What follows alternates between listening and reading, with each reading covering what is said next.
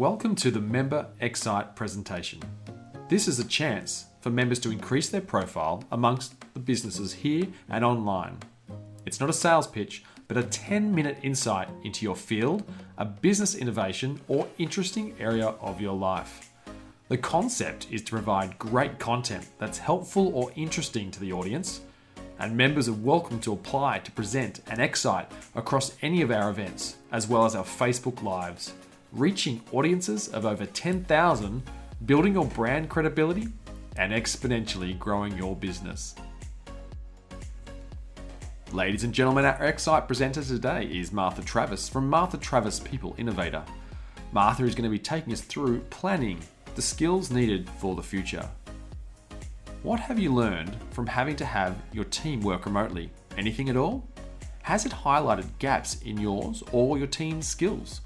How can you plan what skills you and your team need for the future? With a career working as an human resources professional, culminating in an HR director level, Martha now assists the owners and leaders of small organisations to sleep well at night, knowing that they are minimising legal and industrial risk and maximising their investment in their people. Whether it's the basics or high-level strategy, Martha can assist you to innovate with people. Ladies and gentlemen, please put your hands together for Martha Travis. So as Matt suggested, what I want to cover off on today is considering what you might have learned with your team and you having to change how they work. Whether or not it's highlighted some gaps in your team skills or your skills, and how you can plan what skills you and your team need for the future. So successful organisations have a plan. And that plan usually focuses on key areas such as financial outcomes, including revenue and profitability, market share and point of difference when compared to competitors, marketing, branding and sales strategies, operational efficiencies and innovation, and procurement and fulfillment opportunities. And usually what team they need. And this might consider the quantities of employees and perhaps even, what roles might be required in the future. But sometimes one aspect that is overlooked is the specific skills that the entire team will need to meet the needs of the business broader goals and help them achieve that strategy. So it's that sort of planning that I'm going to be talking about today. So the current circumstances have forced organisations to adapt their plans, outputs and strategies really quickly and on the fly.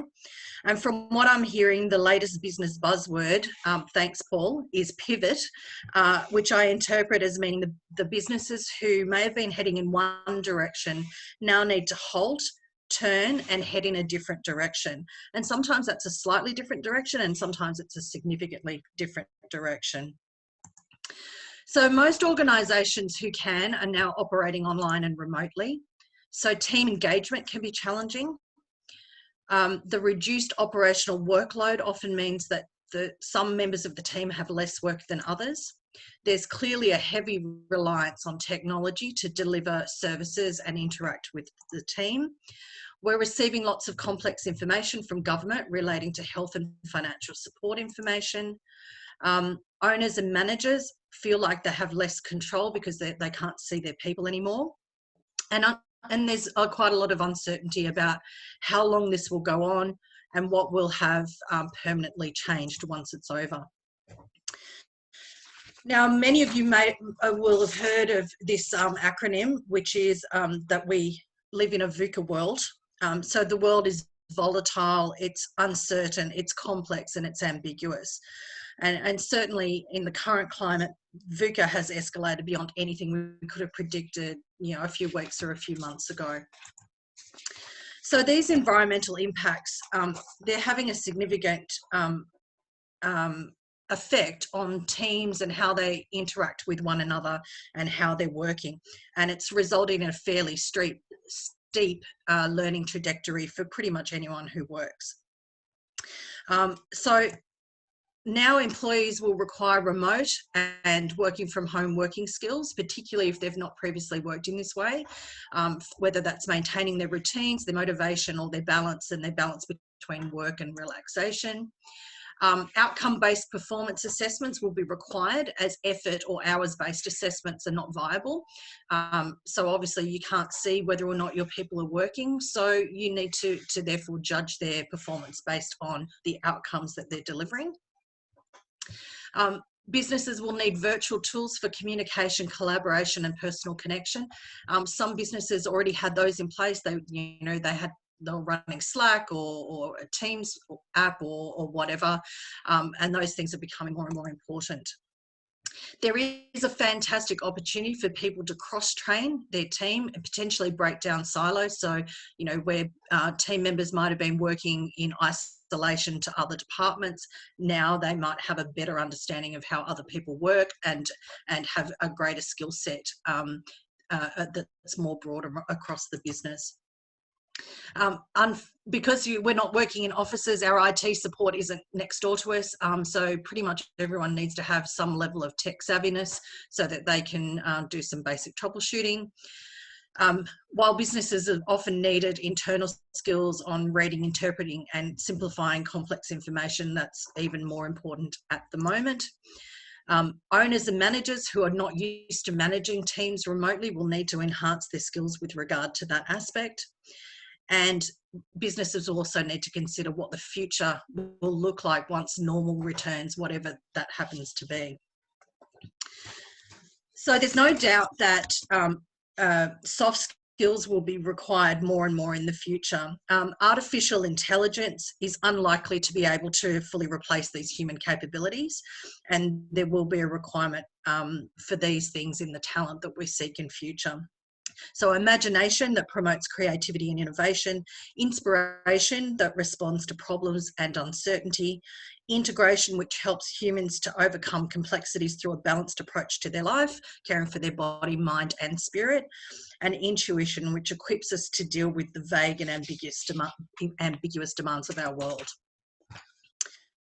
So in addition to the soft skills,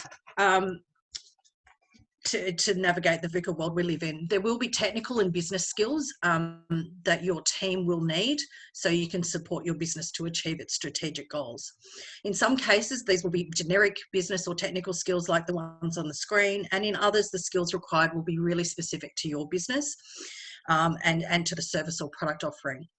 So for example, if you're a manufacturing company and you plan to implement a robotic into a production line, then you probably want to consider having some internal skills around programming, operating and maintaining and troubleshooting that new equipment. So you have a business plan and you've considered all of the current environmental factors, the critical points of what you're trying to achieve, including what your team might look like. Now, how do you figure out what skills they will actually need? So using the 5 whats, I propose that the best way to do this is to actually work backwards. So let's start with, what are we aiming to achieve? So what is the business plan, strategy, goal, or outcome that we're looking to achieve? What will the business look like when we're achieving that goal or outcome? So essentially, what are the tasks or activities or client interactions that will be part of this new business as usual once these strategies and goals are being achieved? Then what will our people be doing differently compared to how they're currently working? So compare current business as usual activities to future business as usual activities and essentially spot the difference. Oops. What will competent employees working in the new business as usual environment have that will make them competent? So what are those special or different skills that they might have that they don't have at the moment, or that might be more advanced than they have at the moment? And you might want to take the opportunity to even write some new position descriptions, which of course you'd make sure are outcomes based. And then, of course, you need to consider what could go wrong. So consider the internal and external factors that could impact your business, from talent shortages to budget constraints to a pandemic, and how you and your team might respond to those situations, so that you can also think about what other skills, and these might be soft skills around flexibility, etc., that you might need to consider.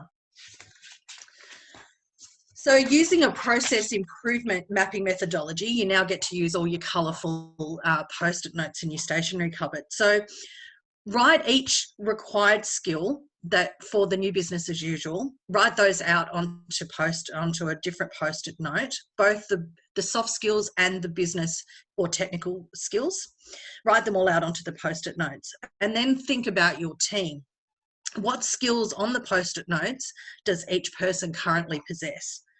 Put out all the post-its you can, and of course in some cases you might need to double up because some of your employees will have the same skills in various areas, and then you see what you have left, and what you've got left is your skills gap.